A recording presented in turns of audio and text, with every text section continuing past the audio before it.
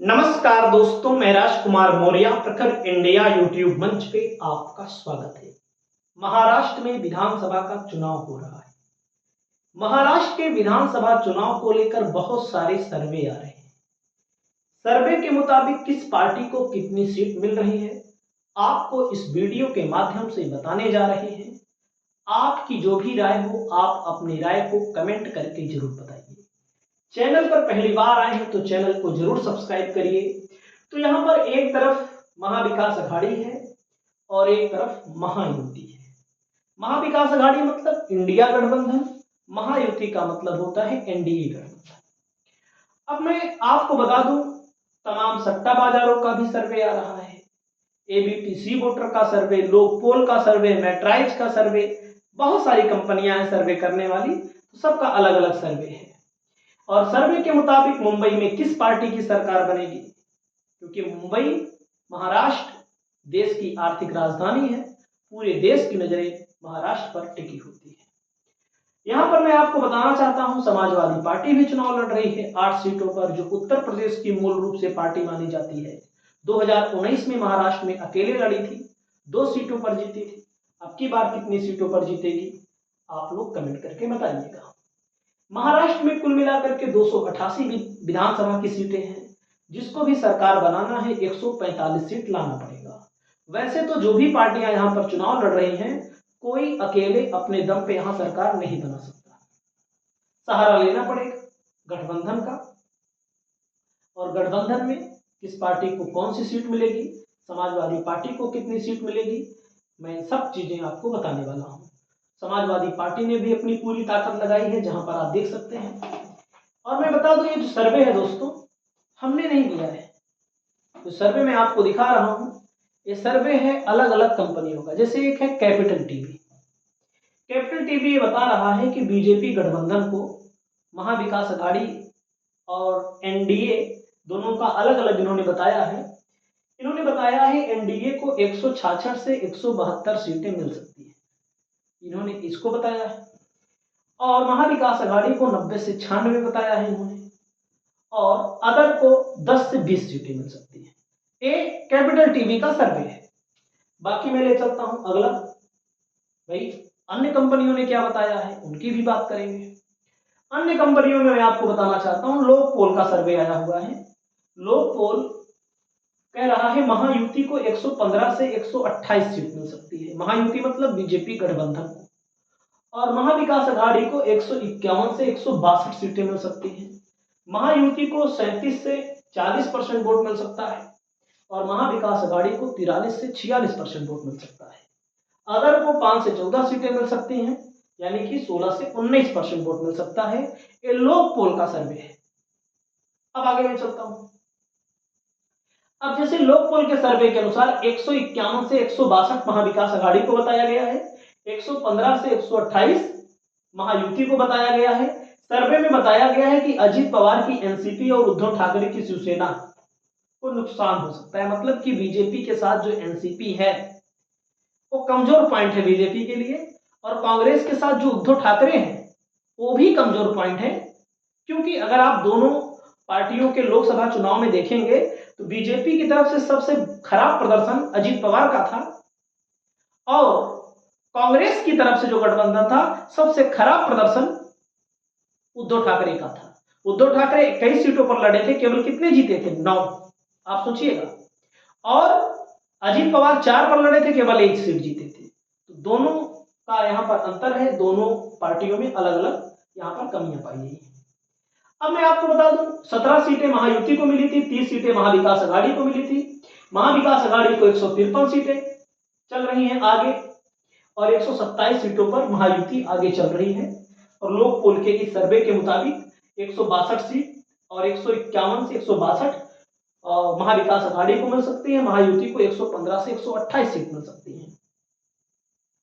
अजित पवार और एकनाथ शिंदे का बुरा नुकसान हो सकता है, और इसमें जो सर्वे में सैंपल लिया गया है 86,400 लोगों ने भाग लिया हुआ है। किसे कितनी सीट मिल रही है, अब आपको मैं बताना चाहता हूं कि 288 विधानसभा सीटों में 145 से 165 सीट, एक अलग सर्वे है, मैट्राइज का सर्वे है। मैट्राइज के सर्वे में 145 से 165 सीट महायुति को बताया गया है।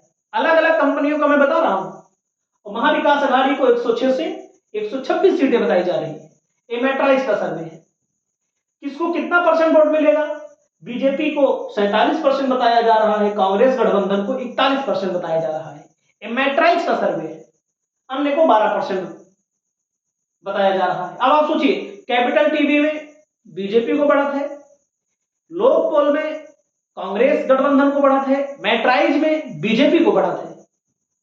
और मैट्राइज में कहा गया है कि ठाणे कोंकण क्षेत्रों में भारी समर्थन बीजेपी को मिल रहा है। पश्चिमी महाराष्ट्र और विदर्भ और ठाणे कोंकण में बीजेपी को भारी समर्थन बताया गया है, 48%, 48%, 52%। वहीं कांग्रेस को उत्तर महाराष्ट्र और मराठवाड़ा में ज्यादा फायदा होता हुआ दिखाया गया है। वैसे सच यह है कि लोकसभा के चुनाव में विदर्भ में कांग्रेस को ज्यादा मिला था समर्थन। लोकसभा के चुनाव में कांग्रेस को विदर्भ में ज्यादा मिला था, लेकिन यहां पर इस सर्वे के अनुसार बीजेपी को ज्यादा बताया जा रहा है। और बाकी ठाणे कोंकण में बीजेपी का प्रदर्शन अच्छा रहेगा, ये सच है, इसमें कोई दिक्कत नहीं है। बाकी आगे चलते हैं। इस सर्वे में, मैट्राइज के सर्वे में सैंपल साइज जो लिया गया है 10 अक्टूबर से 9 नवंबर तक के बीच में लिया गया है। सैंपल साइज की बात करें 1,09,628 लोगों की बात की लोगों से राय ली गई है, जिसमें 57,000 से अधिक पुरुष हैं, 28,000 से अधिक महिलाएं और 24,000 से अधिक युवा शामिल हैं। अब आते हैं एबीपी वोटर के सर्वे पर। एबीपी वोटर का सर्वे कहता है कि 51% लोग चाहते हैं कि शिंदे की सरकार बदल जाए, शिंदे मुख्यमंत्री ना रहे। और एक बात सच हो सकती है कि शिंदे मुख्यमंत्री हो सकता है ना हो, बीजेपी अगर जीते भी तब भी शिंदे मुख्यमंत्री नहीं होंगे। और खुश है 41% लोग, तो एक बड़ा आंकड़ा है नाखुश का। और बेरोजगारी 25%, किसानों की समस्या 19%, महंगाई 16%, बिजली पानी सड़क 12%, महिला सुरक्षा 6% मिलता है।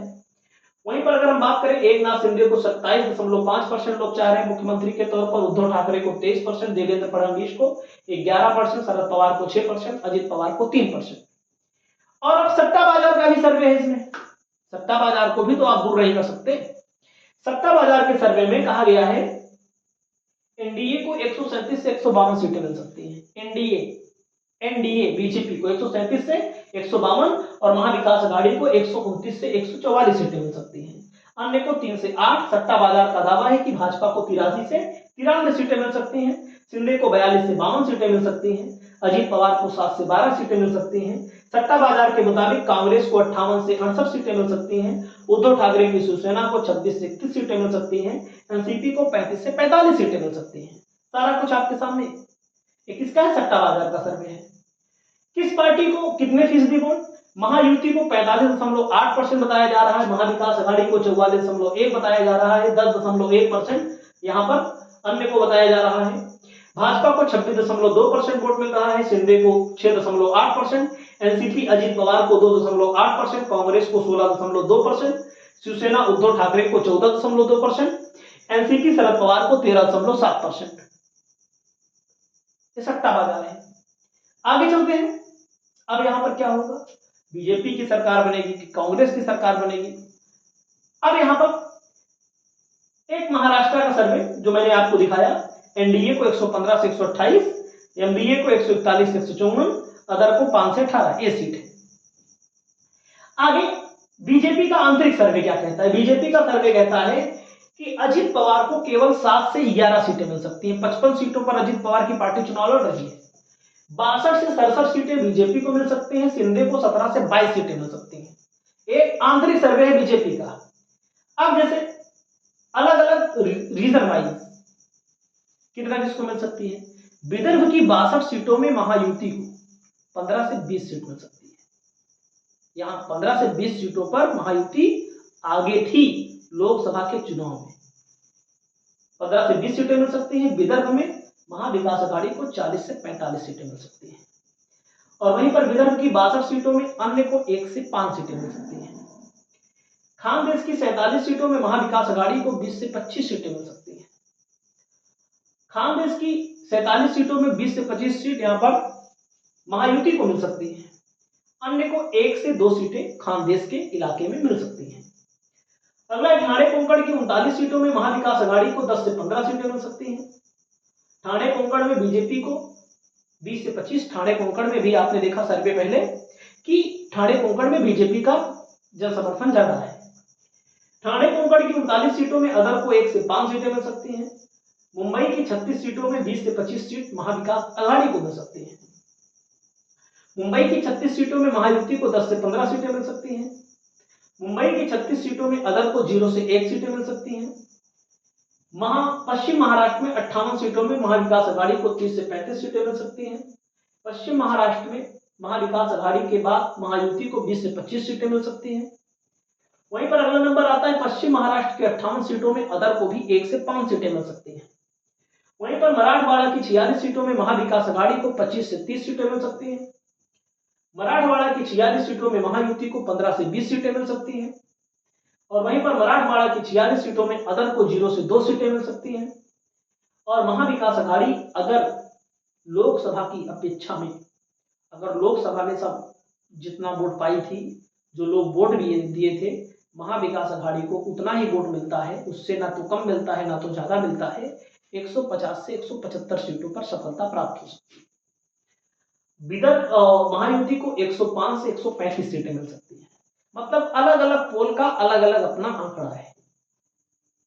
सर्वे में एबीपीसी वोटर के सर्वे में जो आया है, महाविकास आघाड़ी को 157 सीटें मिल सकती हैं, कांग्रेस को 68, एनसीपी शरद पवार को 44 और शिवसेना को 41 सीटें मिल सकती हैं। समाजवादी पार्टी को 1, सीपीआईएम को 1, पीडब्ल्यूपी को 2 सीटें मिल सकती हैं। ये है महायुति का आंकड़ा। तो महाविकास आघाड़ी को 157 सीटें यहां पर बताई जा रही है। कांग्रेस को 68, एनसीपी शरद पवार को 44, शिवसेना यूटीबी को 41, समाजवादी पार्टी को 1, सीपीआईएम को 1 और पीडब्ल्यूपी को 2 सीटें मिल सकती हैं। महायुति को कितनी मिल सकती है? महायुति में कहा गया है बीजेपी को 79 सीट मिल सकती है और एनसीपी को 14, आरवाईएसपी को 1, अन्य को 14 सीटें मिल सकती हैं। अब यहां पर आइए, सपा और एएमआईएम को 1 से 1 सीट का नुकसान बताया गया है, क्योंकि 2019 में जब चुनाव हुआ था सपा को भी 1 सीट मिली थी, एएमआईएम को भी 1 सीट, दो सीट मिली थी। तो आप समझ सकते हैं। वहीं पर दोस्तों झारखंड के सर्वे को लेकर एक खबर आई है, एनडीए को 36 से 39 सीट मिल सकती है। लोकपोल के सर्वे के मुताबिक 38 से 40% शेयर है। अदर को 3 से 4 सीटें मिल सकती हैं, 18 से 20% शेयर है। इंडिया गठबंधन को 41 से 44 सीटें मिल सकती हैं। लोकपोल का सर्वे दोनों जगह इंडिया गठबंधन की सरकार बता रहा है। एबीपीसी वोटर का सर्वे इंडिया गठबंधन की सरकार बता रहा है महाराष्ट्र के अंदर। और वहीं पर दोस्तों अलग अलग राज्यों में अलग अलग सर्वे आते हैं। तमाम सर्वे सही होते हैं, तमाम सर्वे गलत होते हैं। आपका सर्वे क्या कहता है? आप अपने सर्वे को बताइएगा। नमस्कार।